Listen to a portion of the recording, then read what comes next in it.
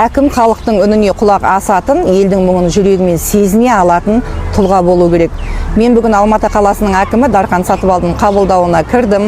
Бұл жай кездесу емес, бұл менің ар мен заңның арасы алшақтамай, қалада әділетті басшылар болсын деген жан айқайым еді. Бұл жай уәде емес, бұл басшының ар мен адамдық алдындағы серті болу керек деп білемін.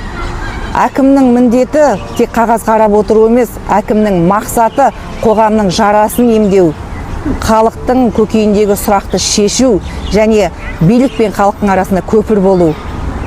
Қандай да бір адам билікке келетін кезде мен халықтың үмітін ақтай аламын ба деген өзіне сұрақ қойып келетін болса, ол сұрақтың шешімі міндетті түрде қайырлы болады деп сенемін.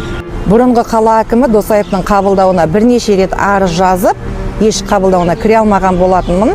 Дархан Сатыбалдыға бір жазған арызымның шегінде бүгін қабылдауға кіріп отырмын. Қала басшысының осы әрекетінің өзі халыққа жақын екендігін көрсетеді деген сенімім мол. Әділетке зәру елге біздің халықтың үмітін ақтайтын адал басшылар қашанда керек. Дархан Амангелдіұлына халықтың үмітін, сенімін ақтап, елдің игілігіне қызмет ете бергіңіз дегім келеді.